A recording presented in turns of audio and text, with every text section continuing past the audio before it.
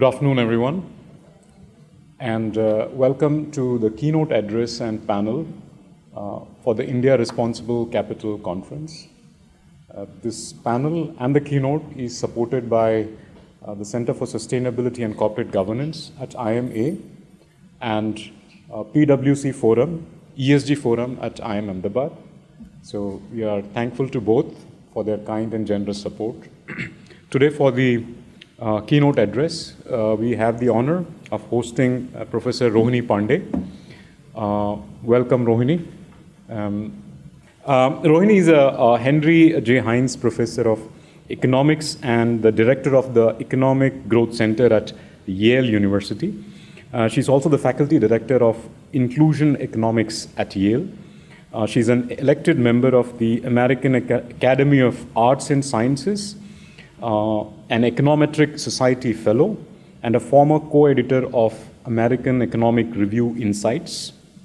She has received the 2018 Carolyn Bell Shaw Award from the American Economic Association for promoting the success of women in economics profession and the 2022 Infosys Prize in Social Sciences. Formerly, Professor Pande was a Rafiq Hariri Professor of International Political Economy at Harvard Kennedy School. That is where I also met Professor Pande, where she was my postdoctoral advisor. So not only women academics, she has helped me as well tremendously. Now, today we are going to discuss, the broad theme of the panel is going to be about a particular market instrument that is coming up with a lot of regulatory support in the country, that is the carbon markets. The Ministry of Power, Bureau of Energy Efficiency, is leading the compliance market.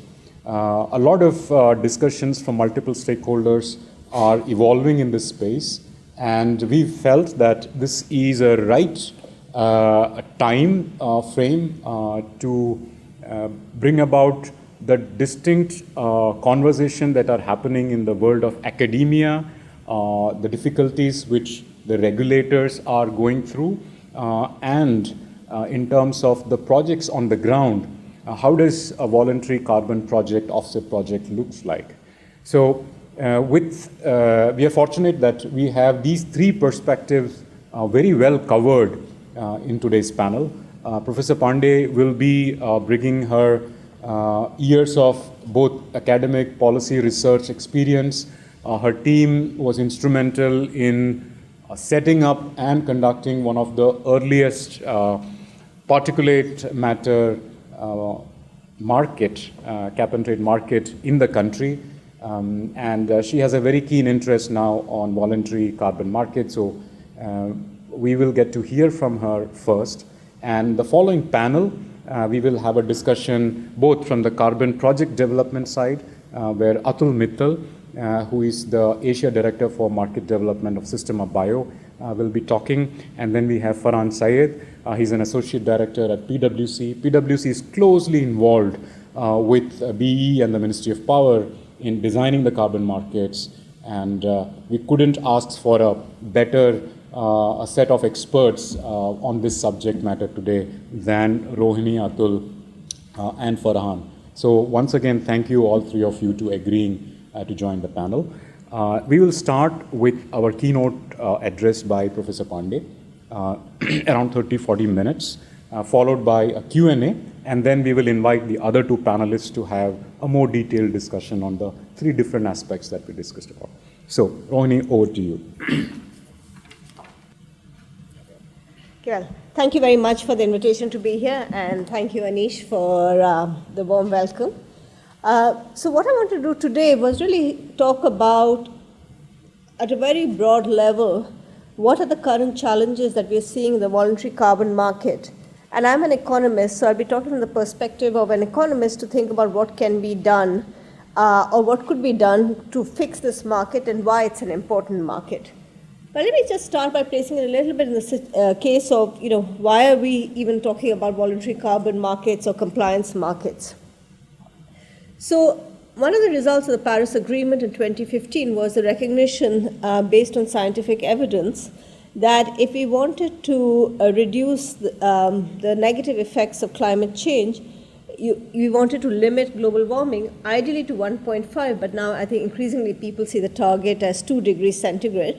And one of the ways of doing it was to target what was known as net zero carbon dioxide emissions globally by 2050, which meant by 2050, any additional emissions going out in the atmosphere should be met by emissions being reduced equivalently. So many countries have, since the Paris Agreement, set in place net zero targets, though many fewer have converted these targets into either policies or actions. To the extent that they have converted and created policies or actions, they come in 2 categories. One is to avoid emissions. So this would be, for instance, a lot of land use programs like reducing deforestation that avoids emissions from happening. Or you reduce emissions by, for instance, having a cap and trade market and reducing the amount of emissions that come from the power sector. Understandably, low-income countries and middle-income countries are less likely to have net zero targets. There's a climate justice argument that historic emitters should be more responsible for this.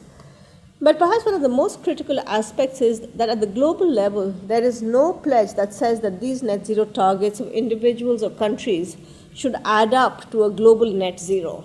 And in the end, that's what we care about, because greenhouse gases is a global externality. I can set a very strong net zero target for myself, but it means nothing if no one else is doing it and if all of this doesn't add up to a net zero target. And that, in the end, is not something I'll be able to address today, but I think we should keep that in mind. But all that said, we are very far away from even the targets that countries have agreed on being set out.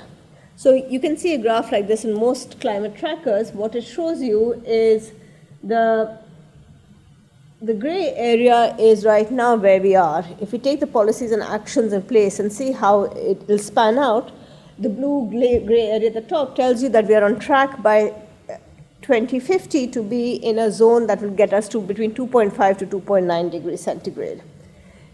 And then the distance between that and the dotted green line is the bottom is what you need to be 1.5 degrees centigrade. And you can see this is a very large difference. So while there's a lot of discussion on net zero, we're clearly very far away from anywhere close to it. So what is happening? So one set of activities that we're seeing is what we would call as reduced emission policies. So these are carbon pricing policies which are trying to just reduce the amount of emissions. They exist. Carbon taxes themselves are pretty low. They cover roughly 6% of emissions across the world, largely industrial emissions. What's more promising and expanding is what we would call as cap and trade or carbon compliance markets. And India itself is going to enter this market by 2026. And this covers right now roughly 19% of global emissions. So it covers together something like 25%, just a quarter of the emissions. So think of it as saying 75% of the emissions in the world are not being covered by any scheme to reduce emissions. And there is going to be concerns about scaling these up. There are concerns of industrial competitiveness and economic growth from lower income countries that will limit this. What these policies are also doing is they're all about reducing emissions. They're not leveraging another potential source, which is what we would call avoided emissions, which is to say to not cut down largely trees or remove peatlands, which are going to be a large source of increasing emissions in the future otherwise. So why am I focusing on land use? Right now, roughly 10 million hectares of land, which is roughly the size of South Korea, are annually deforested, largely for commercialization of agriculture. This raises emissions, reduces carbon capture capacity, and also has negative effects, for instance, on biodiversity. And just to give you a sense, we often hear suggestions that you should fly less. Well, tropical deforestation emits 4.5 times as much as we see from aviation and shipping combined. And so reducing this deforestation is going to be critical to hitting the 1.5 degrees centigrade target because net zero also requires avoiding increasing emissions, not just reducing these. And I'll come back to this, but some of it perhaps you can do through reforestation and afforestation, but it takes a long time for that to be realized. So protecting mature existing forests is going to be very valuable in targeting carbon storage. Now, where should you do this? So one of the factors about greenhouse gases is that they are global, right? You can emit it in India, but it'll hit someone in the US. Similarly, you can emit it in Australia and hit someone in India. So a ton of greenhouse gases is raising atmospheric greenhouse gases irrespective of its source. Now, if you are in a world where you don't have a lot, when you have a financial constraint, which is the world all of us are in, then policy should reduce the cheapest to reduce emissions first. And the reason is, well, first, any reductions last forever. So you might as well do the most upfront because that's going to get you closest. Also, it buys you time. Hopefully, some of the more expensive ways of reducing emissions like carbon sequestration will get cheaper over time. So you should definitely be doing things like not letting deforestation happen. There's a very nice paper in the Journal of Economic Perspectives by Rachel Glenister and Seema Jayachandran sort of making the point, well, this is a place where low-income countries do often have lower cost opportunities because capital and labor is cheaper. But we have to be careful in making this argument, because I think we also all would agree in this room, that net zero should be achieved on the basis of equity and in the context of efforts to eradicate poverty. What that means is that you can't just say, oh, it's cheaper, and therefore it should happen at the marginal cost of labor. Rather, what you want to be providing as the right price is the price that will allow these countries to follow a different path of industrialization or development. Now, what do I mean by that? So a lot of attention has typically followed on the fact that countries that grow need energy. So this is a very well-known graph, and my colleague Michael Greenstone presented it in his AEA Distinguished Lecture last year, that is basically a 45-degree line between income growth and energy consumption. So you can see that richer countries just consume more energy. This is why also historically they're much more important as emitters. And so the question then becomes, renewables and others get a lot of push as a way of saying that we want to change the kind of emissions, we want to move towards reduced emissions. So you can think of the aim of a lot of compliance markets or cap and trade policies is to push firms, for instance, to move towards forms of energy, renewable forms of energy that don't have so much fossil fuel built into it. But the second part, which I think has been less discussed, and that's what I want to bring out, is there's another aspect of development that we typically see, that most forms of development also involve land use changes. So this is a very nice graph from a paper where what they basically do is they look at the boundary between two countries. So think about taking the boundary between two countries, let's say North Korea and South Korea, which are at very different levels of development. And you look at the amount of deforestation in South Korea versus North Korea. We call this a regression discontinuity, and you can basically use that to ask, well, how much does development change the extent of deforestation? And what they find is that in the beginning you see sharp increases in deforestation, and then after a certain point reforestation or more forestation does begin. But some of the world's largest kitchen sinks, like DRC, for instance, are right now at the point where they're going to be deforested. So there's a case that just as much discussion is going on in thinking about how do we get in renewables, how do we change source of energy. We should equally be thinking about, how do we come up with, if you will, a climate-friendly industrial policy which relies less on deforestation for these low-income countries. And that is going to have to be part of what we see as a policy to increase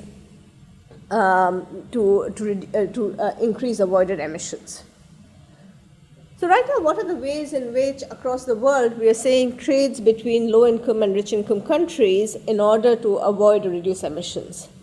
So one way is the European Union has just introduced what it calls a carbon border adjustment policy. So under this, if you're exporting any goods into the EU, and your carbon tax is below that in the EU, then you're going to face that tax before the good can enter. So one example of this that's often talked about is aluminium from Mozambique. So aluminium from Mozambique is actually is imported into EU at reasonably high rates. They have a relatively low tax. Well, they're going to now have to start paying a high tax to continue importing it. Now that might serve a good purpose in terms of carbon adjustment, but it's actually quite a regressive policy. You can imagine the per capita income level of Mozambique versus EU. This seems to be somewhat regressive. So the advantage of multilateral carbon project trading, or which we're going to talk about in the context of voluntary carbon markets, is that it provides a way to finance these carbon reduction projects internationally. And as I said, the three types of it that you see are avoided emissions. This is preventing deforestation, and REDD plus policies are common here. Reduced emissions, for instance, by restoring peatlands. In a place like Indonesia, that's quite important. And then you can have afforestation or restoring forests. Sorry. Now, there are a lot of equity reasons, but actually, interestingly, also some efficiency arguments, which I won't go into for lack of time, for why you might favor cross-border trading over taxes. So what I want to do today is kind of walk you through against the setup that there are good arguments for having carbon trading, what's going wrong in it when we do it through especially voluntary carbon markets. Just before doing that, let me just talk about some terminology that you're going to see. So first is, what is a carbon offset credit?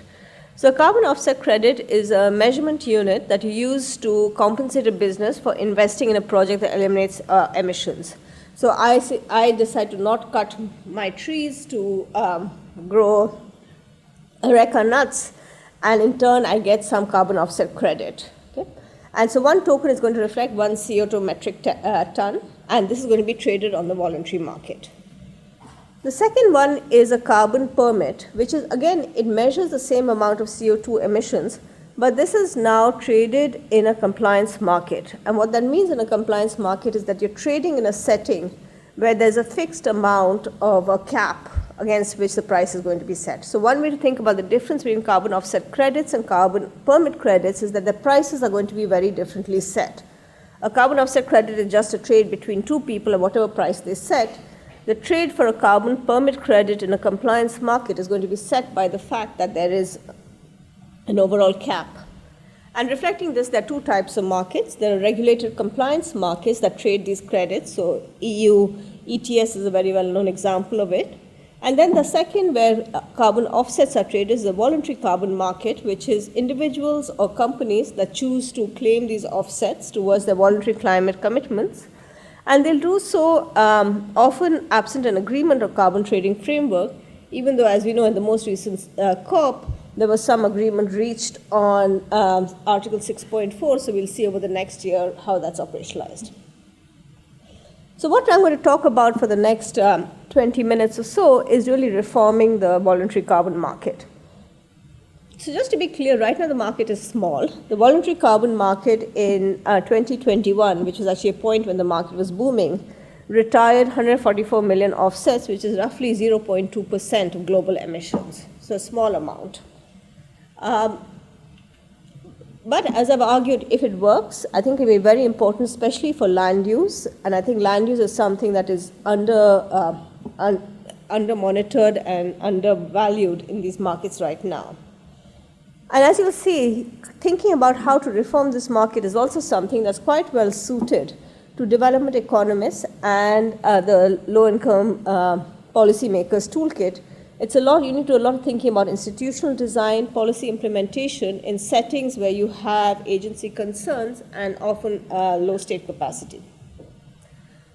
So I'm going to be fast, and probably on the third one I'll maybe skip it if I'm short of time, is I want to really talk about what the current status of the voluntary carbon market is and what the problem is, what the institutional challenges are in it, and then talk about some advances that economists have made, including some of the work that I and my colleagues have done, that try to address some of these concerns, often in different settings though.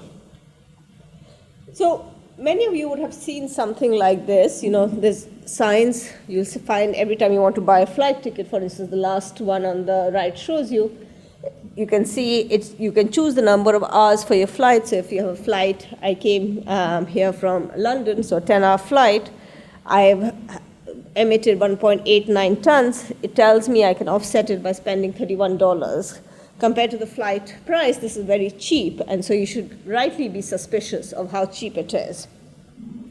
But this is something you see very often now, especially in rich countries, is both individuals and countries being suggested that they can reduce their emissions in such a way. So how do you actually get to the stage of having this offer on the table? What's underlying it? So it's a market with 4 kinds of players, and I'll walk through them one by one. So the first set of players are those who are actually buying these offsets. So these are very often, I'd say, large tech companies. The big players are large tech companies like Microsoft, Google, aviation companies like Delta, and so on. And these are emitters who believe that it's too expensive for them to directly reduce their own emissions. It could be part of their business model, for instance. And so therefore, what they're looking to do is offset their emissions by buying it from often low-income countries. So who are they buying it from? So let's focus on RED+. These are the avoided emissions or land use targets. So this would be, for instance, some project developer who has said, look, I have contracts with farmers in Kenya for so much land. They will not cut their forests if I can pay them X amount. And that's the amount I want you to give me in order to offset. So how is this trade happening? There are brokers in this market. South Pole, for instance, is one of the best known ones. These brokers are going to buy from project developers and then sell to the Delta and the Microsoft and so on. And these are largely OTC trades. They're off-the-counter trades. They're one by one, so it's not in a large, it's in a marketplace, but with no overall cap. And they're very non-transparent. So we don't actually know, how much is going to the projects, how much is going to the project developer, and what is the brokerage. But the one thing, of course, people are concerned about is that the person should not be selling the same credit to 10 people. So the voluntary carbon market has come with a set of registries. Verified Carbon Standard and Vera are 2 of the most well-known ones. These are not regulated by any government, but they have their own regulatory standards, and they're supposed to maintain the validity and transparency of offsets, avoid double counting, and facilitate effective trading. So that's the set of players. Now, if you look at the growth over time, as I said, it's small, but when you looked at the growth in the last 2 years, in 2020 and 2021, there was a lot of belief that by 2030, this will be a huge market. So at this point, you could ask, well, who's buying and selling in this market, let's say in 2021? So Carbon Brief put together the list of taking the world's top 50 companies by market capitalization that had net zero targets. And what you see is 75% of these were fossil fuel companies and car manufacturers. The largest offset providers were projects in Indonesia, China, and Colombia. Just to give you a sense, the single largest project in Indonesia was a peatland project. So peatlands, if you dig them up, will emit a lot of emissions. In theory, the equivalent, they said, of protecting this peatland was taking 2 million cars off the road. And 50% of them in this market were all of land use projects or forest protection projects. Let's look at what was the status for India at that time. So India accounted for, in 2021, around 23% of the projects registered under consideration by 2 of the largest registries, Vera and Gold Standard, had over 500 project developers. And if you look at the graph, what's very striking is land use is a very small part in India. Most of its voluntary carbon market projects were in renewable energy. So basically, wind projects, solar projects, and we'll come to the issues with that in a minute. But that's basically India. It's not been active in land use, been very active in renewables in this market till 2021. So what happened globally after this? So globally, what we saw is, if you first start by looking at this graph, which is giving you the S&P data on this, it peaked in the January 2022, and then we started seeing a crash. Some of the crash in 2022 was because there was a stagnation in demand and oversupply of credits. And then there were revelations that the credits were not doing what they said they would do.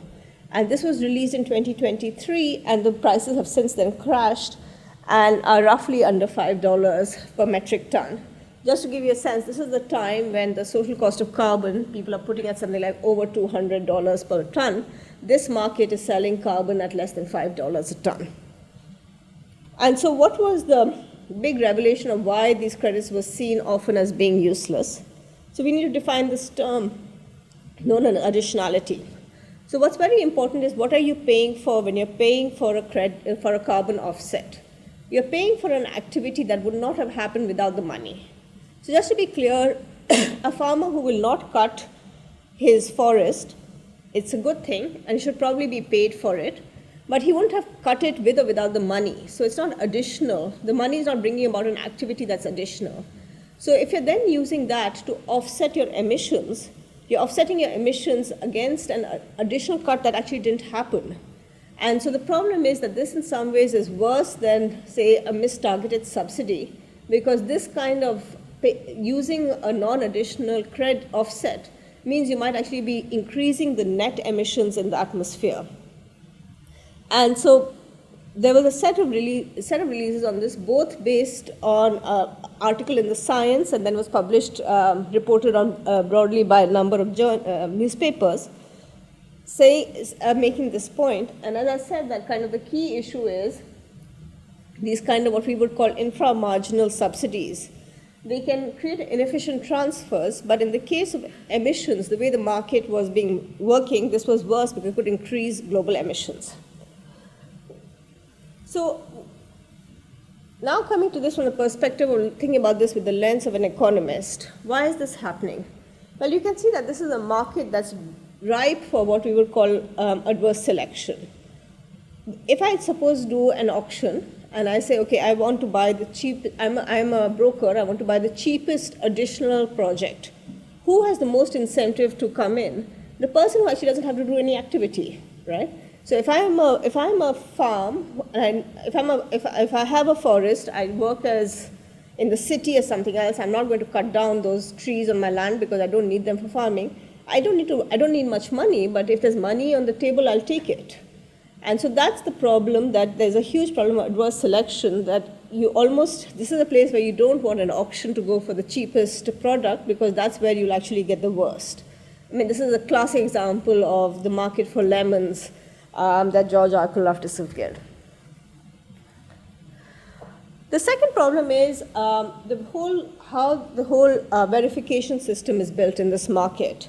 So basically, who decides how much additionality is there in a project? It's actually done on the basis of these sort of baseline emissions where someone says, this is the project that's going to be sold. Here is a plot of land next to it. Let me tell you how much is going to be emitted in that plot of land that's not being sold.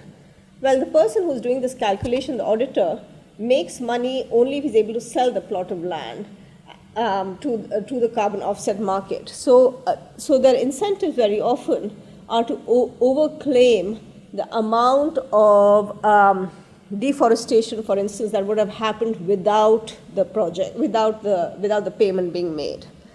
And these problems exist both for avoidance and reduction projects.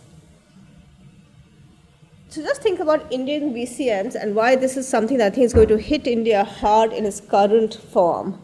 So renewable energy projects account for 78% of the projects from India right now, which are certified by Verra gold standards. Forestry and land use account for less than 1%. The global levelized cost of electricity for solar is now 29% lower than the cheapest fossil fuel alternative. So additionality in renewable energy by definition is going to be low. So, and if this market is going to get cheaper, then trying to enter the market a lot through renewables is going to be harder and harder in a world where I think there's a lot more awareness about these issues. In contrast, and I'll talk about it in a minute, even in India, we found that payment, for instance, for land use projects can be successful, and you can actually improve additionality. Let me make this point more clearly by giving you one example, and then I'll move on. It's an example I like a lot. It's from before what has moved now into Article 6.4 is known as the Clean Development Mechanism that came under the Kyoto Protocol. And under this thing, you could get subsidies internationally for investing in renewable energy projects like wind projects as long as they were, again, meant to be additional. And these CDM projects were a very large share of the fast-growing wind power in India after 2000. So what this graph shows you is basically shows you the newly installed capacity of wind power in India starting 1990-55. You can see the Kyoto Protocol came in place, project registration began, and we see a large increase in CDM projects. What this paper shows that in total, India registered 476 registered wind farms, and of this, 260 were non-additional. What they did was very simple. They basically took every wind farm in India that was under CDM, and they said, is there a wind farm next to it that is actually more expensive because it's further in the direction, it's further away from wind, it's further from sources, but got built anyway without CDM money. If that more expensive project got built without CDM money, then this project can't be additional because it's actually a cheaper and more beneficial project. So basically, for roughly half of India's CDM wind projects, they could find very comparable examples that were built without the CDM money. So why were these getting selected? So the first, and this is perhaps something that's going to hit land use projects in India as well, is that the first approvers were Indian government officials who were also tasked with getting enough wind farms for India's contributions to SDGs. Larger wind projects in more windier areas, which are more profitable, were also going to expand by more the contributions of affordable renewable energy for India under the SDG target, even though they were less additional. So the Indian approvers had these multiple perspectives they were taking. They had to both meet SDG targets and try to get something through CDMs, and so they were more willing to let these large projects go through, because if they got subsidized, they would be valuable also for SDGs. Verification was done by third-party approvers who also had incentives to meet it. And then the last stage, which was the international approval, there was very low state capacity. Towards the end of the compliance period, there was a 10-member CDM board which is deciding on 15 applications a day. At that point, you really can't actually do much of a review. You're just tick boxing. So as a result of all of that, where are we today? We are today in a world where this is just now showing you again from the S&P Global Index by different categories, the prices. And the lower bound that we have on social cost of carbon, which is around $190, that's a lower bound, is many magnitudes higher than the offset price. So it's clear that as it stands, this market is not going to work. So, and I think I've talked about this, so I'm going to jump about it.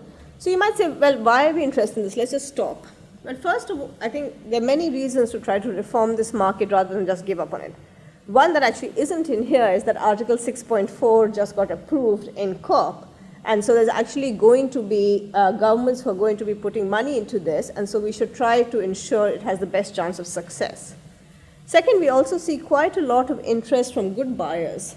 These are both corporations and individuals who are trying to look to create these nature-based solutions. So in 2024 itself, Google, Meta, Microsoft, and Salesforce created one coalition to support this. And we're seeing a lot of statements on principles. But it's important to recognize that principles are not enough. What these reforms need to do are address three challenges. You need to ask, how are you going to restructure the market to ensure that you meet climate justice? So you're not just going to price high, but you have to price in a way that actually is going to transfer resources from rich countries that are historic emitters to lower-income countries that need the space to grow. You also need to think about what rules are going to drive the measurement of these projects, and then who should verify these carbon sales. What monitoring mechanisms can actually work. So I'll talk briefly about some of my work that actually speaks to possibly reforms that can be made in this sector. So first, I just want to make one point, which I think is quite obvious, is that offsetting is never going to reach a global net zero target, because offsetting is not going to achieve rich countries actually reducing their emissions, which is probably going to be an essential part both to meet the targets, but also because from a kind of a climate justice perspective, they need to face a high price that they're going to pay to low-income countries. And so we're going to need a mechanism that's going to account for this energy-intensive path of profitable global north countries while bringing all companies down to net zero. And this is where I think trying to think about how any kind of carbon offset or land use credits can be introduced as part of a compliance market becomes important. What this shows you is the price per metric ton in first EU ETS, which is a compliance market, and at the end is the international carbon credit voluntary market. And you can see, we already talked about how the voluntary carbon offset market is around $5. You can see EU ETS is not at 190, but it's 14 times higher. And so the compliance market, just by nature of having a binding cap, can raise prices. So while I'll start by talking about some of the things that need to happen with these sort of land use offsets in order to get them of high quality, I think the goal that we need to go for, the North Star that we're headed for, is how can you get high enough quality land use projects that they can actually enter compliance markets? Because compliance markets in the end are how we're going to get prices that are high enough that will work. So one question you often hear is, well, are low-income countries going to be able to participate in these compliance markets? You might be concerned about the fact that they may not be able to monitor emissions well, there's insufficient regulator credibility. These are all important issues in a time, for instance, when India is just putting out its carbon trading framework. So let me just show you one graph from a successful emissions trading market that has now been ongoing in Surat and Ahmedabad for the last few years, and to show you the effect it had. So this is along with my colleagues and with the Gujarat Pollution Control Board. It took us 10 years of working with both CPCB to get the regulation and the press, getting the NEML, the commodity market and price. But we started with this market in Surat, which covered 342 textile plants. We started in 2010 with a white paper and launched the market in 2019. And this is the main result. So what this was that we randomly selected half of these plants to go under the usual command and control system, and half of them entered the compliance market where they faced a cap. In theory, they faced the same cap on their emissions. In the control group, it was just the usual command and control system. In the market, it was by compliance. A first important lesson is that when markets are disciplining, they are self-disciplining in a way that they actually improve compliance. So what this shows you is starting from when our main, in fact, starting from even our mock period 1, the blue line is emissions in the treatment plants, and the black is emissions in the control plant. This is measured by the continuous emissions monitoring system, which CPCB requires all plants to have. And basically, there's a 20% gap that emerges. And so throughout this period, emissions are 20% lower in Surat in the treatment plants. Based on these findings, this program has been expanded to all the textile plants in this group in Surat, and we have a similar market now ongoing in Ahmedabad. It's fully run by an Indian commodity platform, NEML, and Gujarat Pollution Control Board, so it shows that it's feasible to do it in a fully domestic manner. And importantly, it didn't cost the treatment firms much more. One reason was that even under the command and control, the command worked well. So everyone had installed a scrubber, air filter, and all those things. They were just not running them, or they were not changing the air filter. So actually, the marginal cost of being in compliance was relatively low in a world where there was already the command in place. One of the challenges for India's carbon market will be that the command isn't in place right now. So they're going to have to think about whether that's going to be slightly more expensive. Let me take the last 5 minutes to talk about the supply side reforms. So as I said, I think markets are the way to go. You want to get these projects into the market, but in order for the market to not crash, they need to be something where people believe in that quality. So can you do this? Can you do this particularly for land use projects? So here there's one advantage from having some set of pilots that are proof of concept that show that you can, with some prices, have additionality. So there's a very nice paper by Seema Jayachandran and co-authors that shows in Uganda that they did a randomized control trial where they randomly chose some set of forest land which were paid 70,000 Ugandan shillings. The others were not. And they found that when they did that, they found a significant reduction in tree loss in those areas. So this tells us that in principle this is possible. Similarly, with Seema and other co-authors, we were interested in a similar issue in the context of a problem that many of you have heard about in the last month, which is crop burning in Punjab. And so there's a question of, can you do a payment for ecosystems where you actually pay farmers money in order to not burn? And the innovation we had was, when we were talking to the farmers, a lot of the concerns you would hear is, one is liquidity constraints, that we need, we can try to get the balers to come, but who's going to pay for it? We don't have the money up front. And a lack of trust that the government will actually pay afterwards, even if they paid up front. So what we did is we constructed a scheme where we gave some of the payment up front and said the rest you'll get if you comply. From an economics perspective, it wasn't obvious what this would do, because payments, the more you pay up front, the less incentive people have to comply because they've got the money already.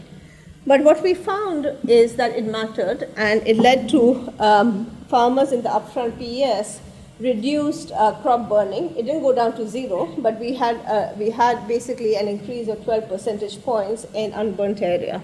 The other thing that this was a good proof of principle was that you can actually use satellite imagery to measure this. There's been a lot of discussion recently that the government's focus on using fires is not a good one, because farmers can just change the time when you burn during the day.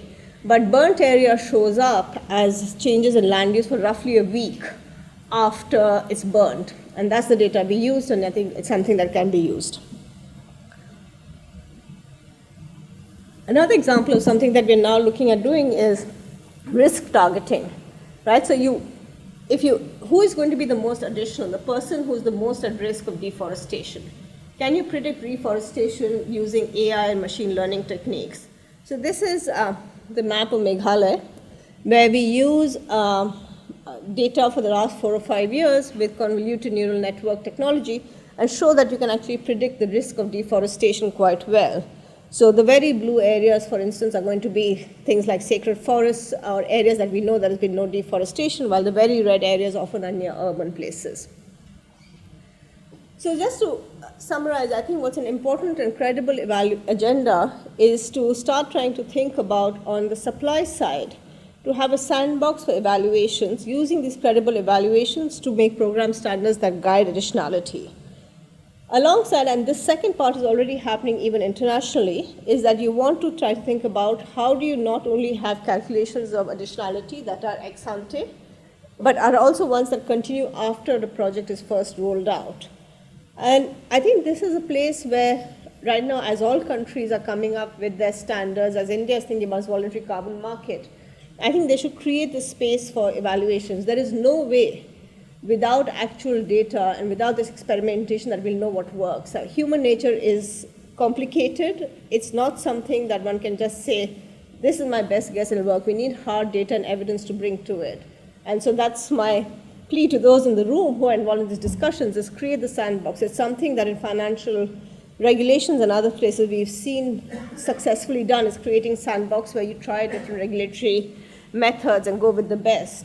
I think we need to do the same thing when it comes to PES. And then the last thing I'd say before I move is that I think the part that actually is the easiest, I think, is actually aligning incentives to verify carbon projects. Again, we worked with the Gujarat government here. So Gujarat has a third-party auditor system for pollution for its red category plants. And they actually were challenged in the court by firms saying, you're not using our data and we have to pay 10,000 rupees per report plus additional amount that we pay. And they were like, the reason we don't do it is because this is what the data looks like. So the top bar tells you the data given in by the auditors. The red line is the regulatory standard. You can see all the data is stacked just to the left of it, right? So it's basically, it looks like a lot of box ticking just to the left of it. And to verify that, when together with GPCB, we did a set of back checks, you see that the data is much more spread out. What's important is not only is it that a lot of high emitters were being ticked boxed as being low, but even good plants were getting a box ticked as just below the standard. So this market has just completely collapsed. The price was so low that no one had the money to actually do the lab tests. And so what we did with the Gujarat government was put in place a system where they centrally allocated auditors from their certified list and had a fixed rate at which they were paid, so you could not undercut the price. And so when we looked at the results of that, that again shows you the audit. So there's still some stacking, but it's much better. So you can see the stacking went down from 72% to 38%. So I think what this tells you that the market may be voluntary, but you need some amount of a regulator coming in, possibly from the government, to ensure things like auditing happens well. And that's very common in many places. You know, companies function as they do, but the auditors come in to check that they function with some regulatory standards. And again, I think that can also be used for monitoring in different ways. So let me just conclude by saying, you know, as I said, improving the supply side is going to be very important in thinking about how you're going to integrate these nature-based projects into compliance markets. So right now what you see is what are the compliance carbon projects by rules on offset. So China and India might well go the way as China does, is that you allow offsets in your compliance market and carbon only from local projects. There are other countries like EU, ETS, and Japan that don't allow any carbon offsets into their compliance market. And then there's South Korea and California that allow it, but very little, just enough, so that they don't actually, in some ways, see their price crash because of low quality product. I think, again, if you can use the voluntary carbon market to build confidence in standards, then one can start thinking about how to integrate them into the carbon compliance market in the next step. So right now in India, these two markets are going to be kept separate, the voluntary compliance market and the voluntary market and the compliance market. And so I think my main message is, let's use this opportunity with the voluntary markets to not just come up with standards, but actually to have regulatory sandboxes where we can experimentally evaluate and gain confidence that the best ex-post measures being used are actually capturing additionality. And if the market and the buyers have confidence, then you can start integrating them into compliance markets, which is what is going to be needed in order to get the prices at a level that actually matches what carbon is. So just to say where is all of this headed, well, the Government of India notified the carbon credits trading scheme in June 2023. It proposes a framework for a voluntary carbon market and outlining the pathway to a cap and trade system. And I think I've already talked about why I think this is a real opportunity to start kind of experimenting and building into the voluntary carbon market system features that then can be used afterwards. So let me stop there and thank you very much. Thank you so much, Rohini. We'll probably take a couple of questions and keep it very specific to the talk because it's followed by a panel and then we can have more interactions going forward. Yeah.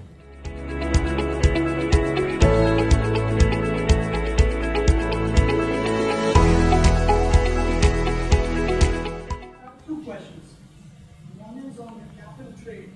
In India, the other issue is the setting of the cap. Not being periodically updated. So you have a situation where there's a surplus of people creating the savings and the market crashes because of that. So I don't know how the other governments. So which market I think? I'm talking about the energy, like the earlier version of No, I agree. I think that's. So that was one. The other one is on the building space. In India, the residential buildings, which contribute about 70% of the total stock. The incentives are not there for a builder to build sustainable thing because he sells it to the customer who is not willing to pay the premium. So there has to be an intermediary who could maybe exploit the carbon credit. I'm curious to know how this works in the other countries. Thanks. Those are both great questions. So the first one, I couldn't agree more with you, and I think that's my big concern of the Indian carbon market is, are they going to not repeat the mistake of REC of having just not being willing to have a binding cap. I can tell you from our ETS experience in Surat, the regulator was willing to do that. So actually when we started, they didn't actually know how much capacity they had to push down. And the big concern always is, this trade-off with growth and what it's going to do. But it was clear at the start that the companies were meeting it way too easily. And so they were willing to bring down the cap. And that was critical because the prices for us, we had both a floor price and a ceiling price, 5 rupees and 100 rupees. And ended up, after it's brought down, the prices started rising to something like 15 rupees. And so I think if you have the price and you're seeing the price constantly at the floor price, you have to bring down the cap. And I think that's something that the regulator is going to need to do. And I hope the carbon market, they're willing to do it. I think building's a great idea. I had not thought about it. I'm going to look into it because it's something I've been thinking about, but you're exactly right. You could have something like that, that also you're letting them enter the market for. So. Thank you for the insightful session. My question is, in the beginning of your session, you mentioned the providers of this offsetting, which are mainly low-income countries. However, now we are noticing they're struggling to build infrastructure. Like you can see last year, Burkina Faso have signed an MOU with Russia to build a nuclear plant. So like an attempt to build this kind of infrastructure obviously causes the downtown, the negative of the carbon emission and the rest. Are you not seeing that as a threat to their role as a provider in the offset market? Absolutely, and I think in fact there's both threats. There's that threat, and then there's the other threat of what people call carbon cowboys, which is of players coming in to buy land from farmers at prices that are in some ways too low, and then selling them on the carbon market for high amounts of money. So in Zimbabwe, for instance, I think the company is called Blue Carbon, a large UAE-based company, has been buying up quite a lot of land. And that's very problematic. So I know, for instance, in Ghana, they now have what they call jurisdictional red. So the government has to have a very heavy oversight on those carbon projects to make sure this kind of trade doesn't happen. So that's one side. I think the main thing you can do to prevent this other problem of infrastructure is really keep the price of carbon high in the voluntary market. Like a government is deciding, do they want Russia to do infrastructure, or should they think of funding maybe more sustainable infrastructure by keeping some of the forest, but the price of the forest needs to be high enough. And that's what I meant by saying we need to have a kind of more climate-based industrial policy where we recognize that you don't want to be paying Burkina Faso the marginal price of its land. You need to be paying at the cost of actually taking an alternative development path. Thank you, sir. We're going to have one more question. Hi, thank you very much. Considering the fact that the percentage of carbon in the atmosphere is 0.04%, and humans are responsible for about 10% toward that, that takes us to 0.004% carbon in the atmosphere. So the efforts toward carbon-related issues, is it proportionate or is it driven by the fact that all the key stakeholders can make significant amount of monetary incentives except the consumers? Sorry, I'm not sure I understood. So are you saying that climate change is not human caused? No. What I'm saying is that the percentage of carbon in the atmosphere is 0.0. I don't think what we care about is the percent of carbon. What we care about is maintaining global warming from not going above 2 degrees. And for that, I think there's reasonable scientific evidence that we need to move towards net zero emissions. And that requires that if as development will happen, we know emissions are going to go up, we need to make sure there's enough that's either avoided or reduced to make it net zero. And I think that's the part. So I think the levels of carbon, I think, are slightly irrelevant to that. Yeah. Thank you. Thank you so much, Rohini, once again. Let me invite our other two panelists on the panel. Let me start with Farhan over here. Farhan is an associate director at PwC India with over 11 years of experience, especially working with both the compliance market, CDM, and the voluntary markets. He has been instrumental in the Article 6 negotiations for COP26 at Glasgow, and currently he's a member of the team that is supporting the development of Indian carbon markets. So thank you so much, Farhan. Now, Rohini was talking about the registrars and carbon projects and brokers, the different entities. One important group of entities are the project developers who are actually creating these projects on the ground, which can account for some kind of carbon offset. And with us today we have Atul Mittal, whose company, Sistema.bio, does some very incredible work in creating these carbon projects, which not just creates carbon benefits, but like what Rohini was talking about, also equity benefits by targeting the most marginal farmers in India and in Southeast Asia. Atul is currently the director commercial with Sistema.bio for Southeast Asia, and prior to Sistema, he has been working in carbon financing, brand development, and establishment of renewable energy projects like solar cook stove, water purifiers, and now biogas, and working with brands like British Petroleum. I think they no longer want to call themselves British Petroleum, they call themselves BP. Philips Electronics, Max, New Life, Workhard, and then social startups like D-Light, Solar, and Micro Energy Credits. So thank you, Atul, also for joining us. Right. Now,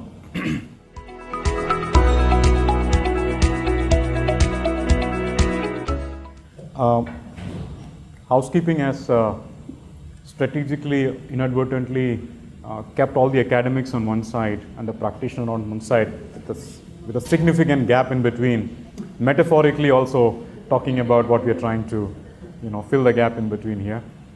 Let me try to build a connection.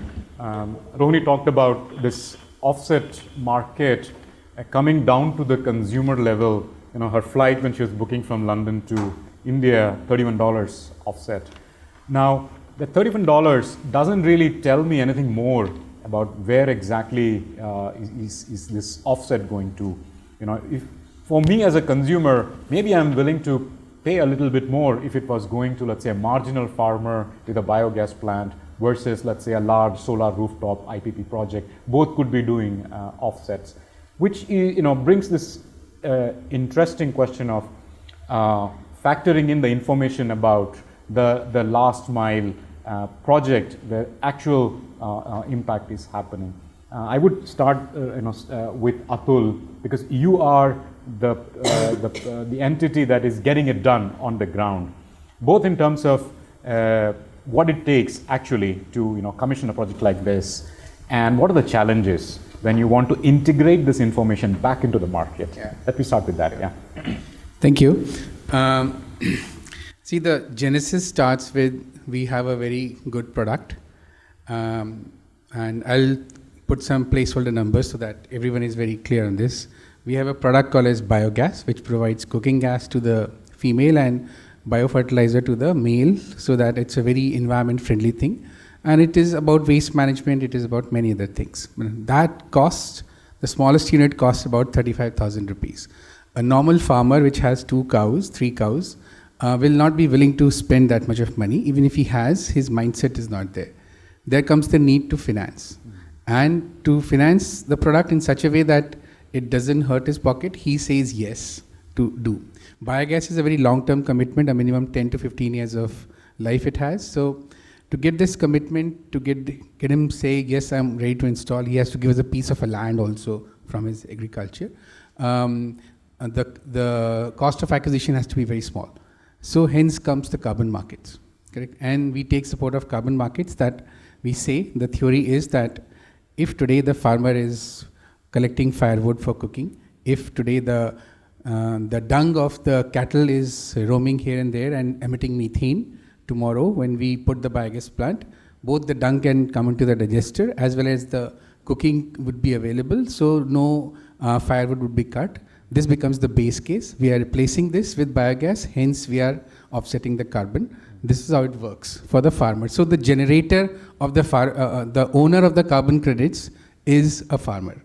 Before giving him the product of 35,000 rupees at, let's say, 5,000 rupees only, the 30,000 comes from the carbon market. We take an understanding from him that he's going to transfer all his credits to us in lieu of him getting a product at 5,000 rupees in place of 35,000 rupees.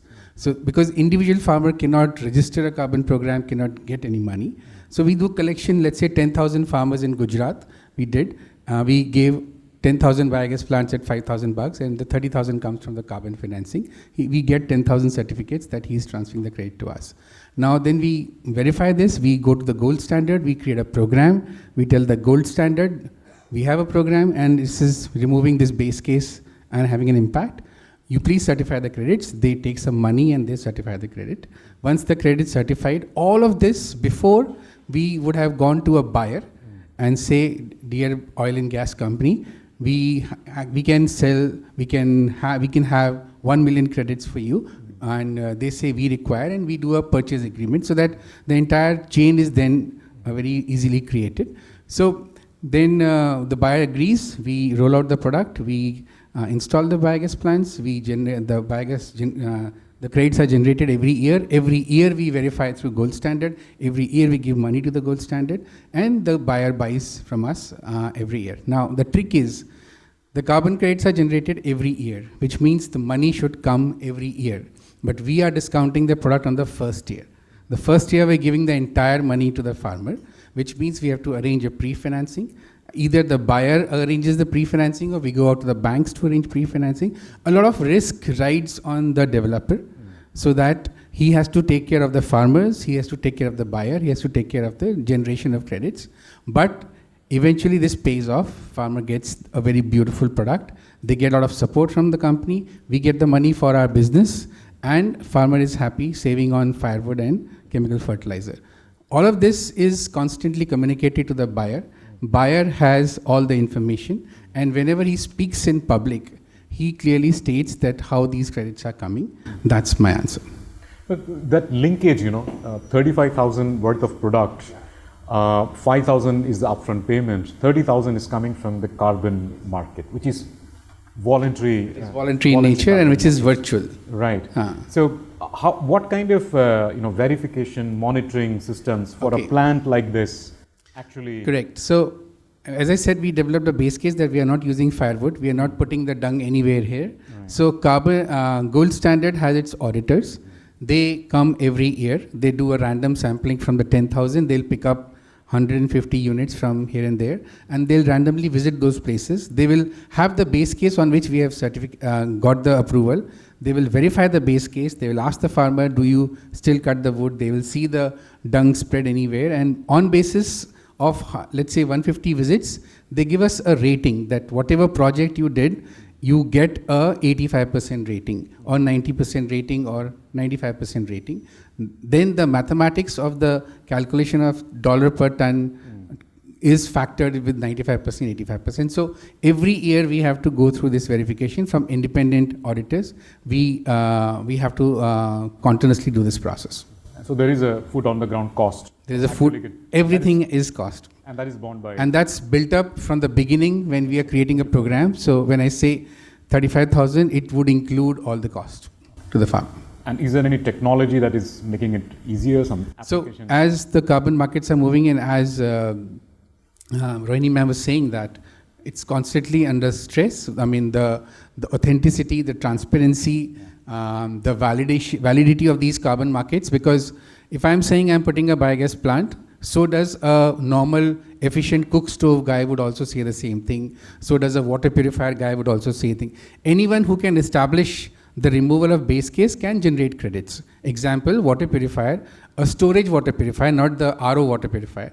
They say that after using the water purifier, the farmer will not burn the water, boil the water through firewood. So this generates the credit. So this is how the market is operating. So while we do all this, everything has to be monitored, and there are agencies who does this for us. So I will just move it.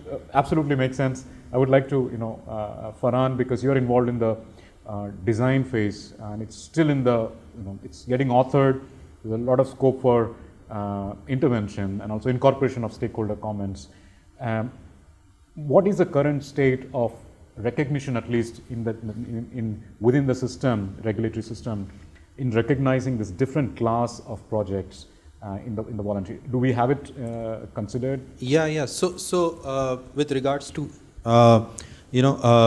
community-related projects or forestry-based projects, so there is a level of inclusion and consideration of that. What the government is trying to do is to consider the indicators framework developed by MOSPI, which are based on SDGs. So the National Indicator Framework developed by MOSPI, which kind of relates the 360 indicators that the SDGs have, that in the Indian context. So they are planning to use those. They will be a key, if I may say, component of the Indian offset projects. So the Indian projects that will come through in the offset mechanism will have to, be in line or have those SDG components. At this stage, it's not very clear whether it will be mandatory as like the gold standard. It's not clear, or the plan B. It's not sure that whether it will be mandatory for all the projects to have them, but it might be encouraged to some extent. So that level of clarity is still being developed, and that is something being discussed. So when you say encouraged, there could be either an inclusion-exclusion policy, or there could be a weighing given to a different 360. So maybe it could be one SDG at least. You might include, or like for gold standard, you'll need to have at least something, So, but for the other standards, you don't have, like for Vera, you don't need, to have any SDG goals. That's a different platform for CCB and different, valid standards that you have. Right. So, in this case, you do not have that, but that is something that is still being discussed. Very interesting, because I'll just narrate. We had a very interesting experience. We visited Sistema's plants in Zakariapura. Zakariapura is close to Anand, and this is the model biogas village in India. There was 370 households, 368 have biogas plants. Exactly. Right. So we visited, and we were talking to the people who were actually using, and something very interesting came up, because biogas is not new. We had like biogas plants. 50 years. 50 years it's been operating. Interestingly, the cash flow benefits and costs of having a biogas installation in the household it's gender differentiated. Yeah. Right? The benefits mostly accrue to the woman. She doesn't have to go out collect firewood, indoor pollution. That's the benefits. But the cost of upfront cash flow is controlled by the male members of the family. What Sistema's thing was different was the dung which was coming out. There was a slurry that was coming out. That you generated a cash flow for that also. Now, the moment the cash flow was there, the decision-making men of the household, they were saying that, oh yeah, I'm going to get some money on a monthly basis from this project. So suddenly their incentives changed. And that kind of led to a lot of adoption within the village, 300 plus in the village. So this is very right that biogas in the last 50 years, there are about 5 million biogas plants in India since last 50 years.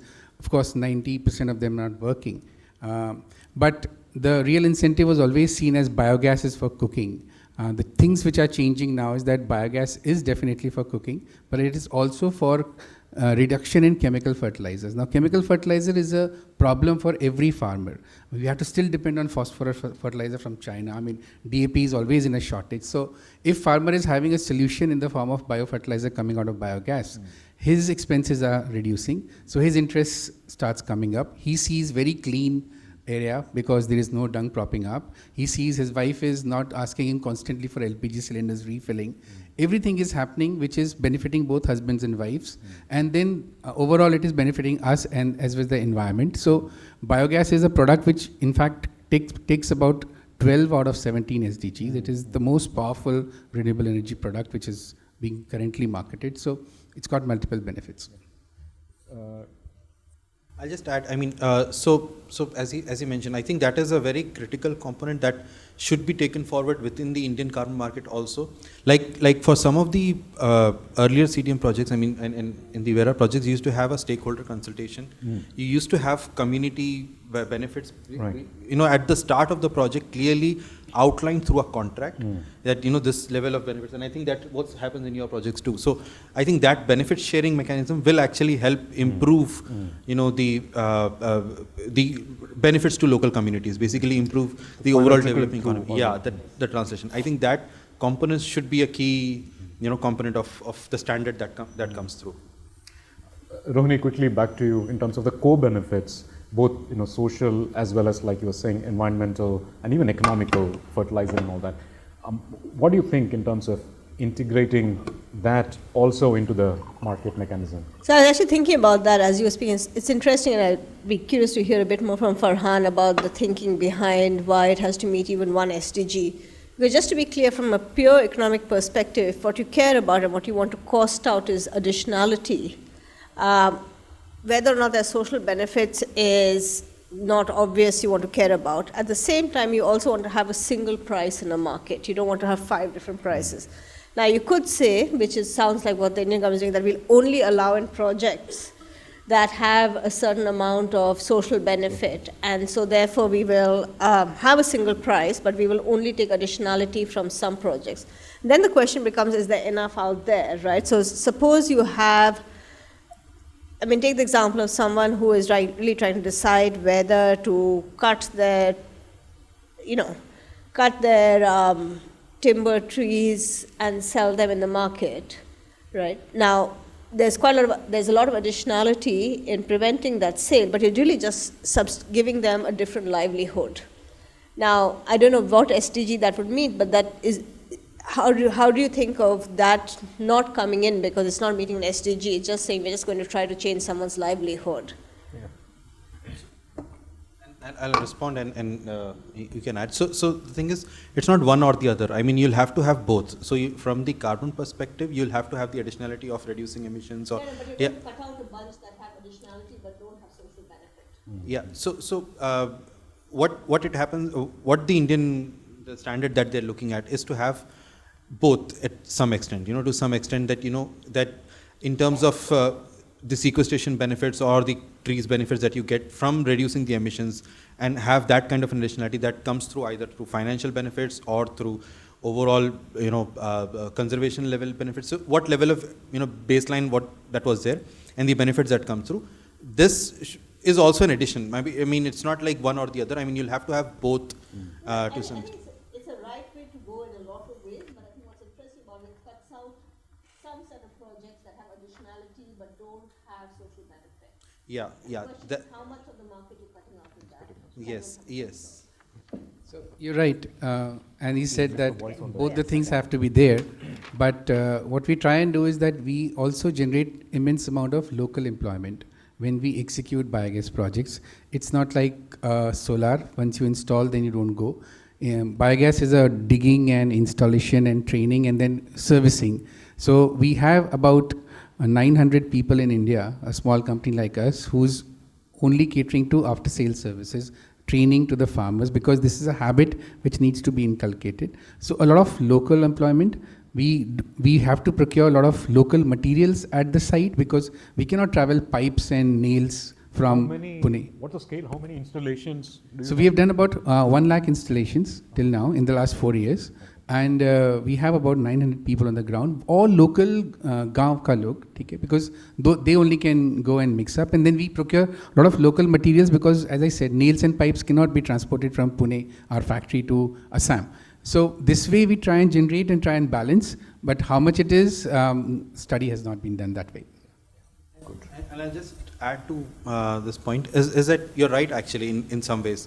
That like how some of the Vera projects, which does not have a consideration on having an SDG benefit, cannot get registered in the gold standard. So gold standard has a very limited set of projects. So Vera has its own set of projects. So they cannot, not all the projects in Vera can move to. So that kind of limitation might exist, but that is something that is being discussed. It's not clear. Right now, one of the effects it has is, as I said, you have these off-the-counter trade, right? So then it's really up to the buyer. They can decide, do I want to have this sort of expensive project that has, let's say, social benefits, or a cheaper project that doesn't have. The problem with it is this data isn't out there with the details. So when a lot of people are buying it, they're just looking at the cheapest price. So that's why I'm saying that I think you don't want to have multiple prices for one carbon emission. So in some ways, the Indian policy seems sensible. If you're going to do it, then just cut out the set so that you have a single price. It's just going to be a higher price. We can take actually questions. Given that things are in the formative stages right now, if you have any suggestions or wish list for how the market should look like, we have probably the right set of people here who could make the connection to the policymakers and the whole system that is working. You can just raise your hands and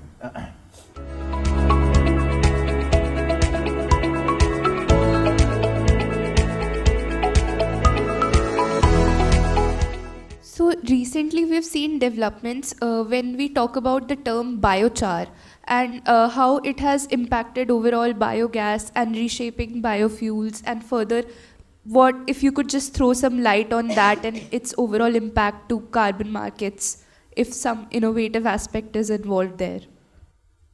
So in terms of the technology, I'm not very sure, but so in terms of biochar, what I know of is that a lot of our clients are looking for it.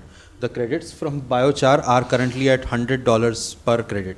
$100 per credit that comes from biochar. Biochar is currently one of the highest selling carbon credits that we see in the market. So we have a lot of demand. We have a lot of new projects and explorations in that space that is happening. So it's still a very new type of a project, but currently the demand is one of the highest. And I think yeah, he's absolutely right. And it's a normal market where supply is less, demand higher, the rates are always high. And currently, being a developer, a ton of biochar takes about $130 and $140 to make.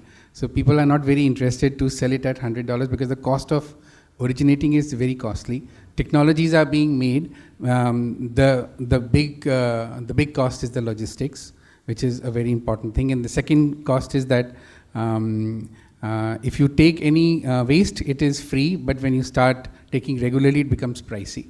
So all farmers then start charging it. And if you're not converting biochar at the site, the whole transportation takes away all the money. So there are multiple technologies. People know this is in demand. Everyone is aware that if a normal carbon credit price is $2, $4 and biochar is 100, why should we not do biochar? But it's still technology which is good, but it is under development. The cost of generating is very high. More questions? Yeah, over there. Here. I'm just looking at scale. Since you've already done something, if you need to scale up, do you think it's easy because now gold standard has some fixed cost of validation, now they can ramp it up without increasing too much cost? Or from the buyer's perspective, they want diversification. They don't want all the biogas to come from India. They want to spread out across the world. So the challenge to scale is, of course, on the buying side. And why it is on the buying side? Because biogas is just one out of 20 technologies which can give offsets. And there is particularly for India, biogas since has a history of 50 years, the belief on the technology that it could run for another 10 years, 15 years is still growing slowly and slowly. No one has seen any biogas plant since 2-3 generations. It has run for more than 2 years, 3 years. So all carbon programs are 10 years, 15 years. People are slowly building that conviction. For us to do this, we have tied up with National Dairy Development Board, which is the largest premier body. Through them, we are able to access about 5 crore dairy farmers in India all across the country. So on the distribution side, we are quite comfortable in learning every day. But on the buying side, as I said, voluntary markets, as ma'am was saying, it was very good in 2021, 22. It's at the rock bottom. It may still come up again in the next 2-3 years. So that uniformity is something which needs to be bridged, and which is where a combination of voluntary and compliance market could possibly provide us a solution. But it's more to be seen. So the buyer side is the main challenge currently because of the choices. Yeah. Hello, thank you so much, the panelists, for giving the brief introduction and insights on the carbon markets. So just a simple question as to understand the voluntary carbon markets is an incentive to the farmers as to it provides financial benefits, and the sourcing of biogas and the dung is provided by your company.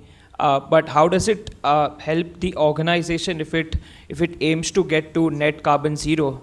How it helps to the organization? Because if my carbon emissions are there, I can buy carbon credits, but it doesn't actually help the climate and the net carbon zero benefit. How does it help an organization or a nation as a whole? It's a big question. I'll answer a part of it. Correct. Now, farmer benefits, everyone is known. Developer benefits is very clear, we are getting business. Correct? The corporate or the buyer who's buying, he has multiple options to use those credits. He could retire the credits and make a statement that I'm moving towards net zero. carbon neutrality was previously spoken, now people speak about net zero. A good example is a company like Infosys, who has nothing to do with biogas or farmers, is the largest customer for us. They must have installed some 40,000 biogas plants and have declared them carbon neutral in 2021 itself. And they're continuing. So every emission which any company release is grouped up into scope 1, scope 2, scope 3. People are mostly can manage scope 1 and scope 2 emissions easily. Scope 3 is an emission which is coming out of your product or services usages. This is where the more concern and need of offset comes in. So companies either retire the credits and they move towards net zero cycle, or they would hold the credits and trade those credits in whenever the conditions are good. So between these two, or there are a couple of other uses of credits which they use, but essentially it is for declaring themselves net zero, which is I could say a global order. Soon it can become a compliance and a mandate thing. That's my feedback, but ma'am can say. Yeah. So I think I'll just add to what you said. So when you look, so what is happening? I mean, if you're aware, so all the companies that you see, they have set up for themselves an SBTi aligned, net zero target, which means that they have to, reach net zero of their emissions, of their own processes, of their scope 1, 2, and 3. They have different categories of emissions. What they do is they purchase these carbon credits. Of course, SBTi is allowing to some extent, but they do have restrictions on using carbon credits to, offset your emissions. What they do is they say these are the amount of emissions we have. They purchase credits from organizations like Sistema, and what they do is they subtract it from their overall emissions when they retire. And they say, these are the emissions that we look at. So they continue to do that until it's zero. So that's how it processes. The whole process goes in that way. That's how this thing happens. So they have, again, as you mentioned, basically, that depends on what kind of projects that they want to purchase the credits from. So they either purchase it from biogas projects, or from community cook stoves, or from forestation projects. So it depends, from multiple sources they get that. And that's how you reduce the emissions. They kind of fund or support emission reduction activities outside their own business operations, basically. So that's how the whole overall process works. Just last thing to add, we talked about offsetting. There is another process called as insetting. And another good example for us would be, we work with a company like Nestle. Nestle is the largest dairy firm. Now, they don't do offsetting, they do insetting. Insetting essentially means that they would still install biogas digesters. They would pay for biogas digesters. They would not go with the route of gold standard or Vera. They would go with a publicly available platform like Cool Farm Tool, which is free to all. They would calculate the emissions basis on Cool Farm Tool and then report less from their reporting on supply chain. So this way they save money on certification, and then they reduce their offsets through the method of insetting. So both insetting and offsetting are things which are used by industry. The way I hear the description of voluntary carbon markets is that there are a lot of, it requires a lot of opinions on counterfactuals, right? I mean, what would have happened, and someone needs to have an opinion on that. And the way opinions work is that there'll be someone who has a lot to gain from an opinion going one way, and the costs are very diffuse. So there tends to be a lot of lobbying by people from industry, either on the carbon buying side or the selling side, to get the policymaker to have the opinion that benefits you. And I'm just wondering if there's a way, maybe there's no answer to this right now, to think of the construction of markets which are sort of opinion proof in some ways, right? So it's just a thought that I wanted to share. Yeah. Opinion proofing markets. I think I completely agree with that. It's going to show up in the price, right? So, I think the whole aim is if you can create enough confidence by having either better ex-post evaluations or other things, then it's going to show up and people are going to be willing to pay more of a price up front. Right now, the opinions are showing up in the price being essentially close to zero. There was one question over there. That's the last question we'll be taking today. Hi everyone, myself Amresh Rai, I'm from 4Vs Majars. So my question is to Farhan, that under India's CCTAs, what are the policy actions that the government is contemplating to ensure that the industries or the project developers will get a fair and at least minimum support price of their carbon reductions? because we have learned from the past that although the number of certificates were huge and the industries have not received even the basic prices. So now with the introduction of voluntary market plus all the compliance markets, I believe that now the reduction volume or the reduction certificates will be far more higher than the earlier PAT market. So what are the policy actions in this context the government is contemplating? So so deliberations are happening on that point. So the question that you've raised, and that has been because you've had a huge, when the PAT scheme was there, you had a lot of, certificates lying around, even in the REC. So you had a lot of certificates lying around. Now in the new mechanism, there are issues. There could be possibilities of high supply and low demand. So that could be a possibility. But again, in terms of price also. So those are something that is still being deliberated. We do not have an answer. I mean, the Indian government is still looking at and, basically there are consultations that are happening as we speak. There are baselines being discussed. There are baselines being discussed at the facility level.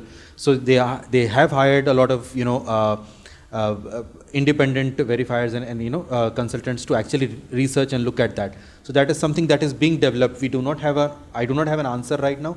But again, as they have learnt from the experiences of the past. So they aim to address these issues that have happened in the past. But yeah, there is no definitive answer at this point in time. So thank you. Thank you so much. So my question is more on the supply side. In that, we've spoken about how you're using technology as a way of valuing. So you have a very good number of like 35,000 per intervention, and it is at a household level, so it's individual to individual sort of a contract that you're building on.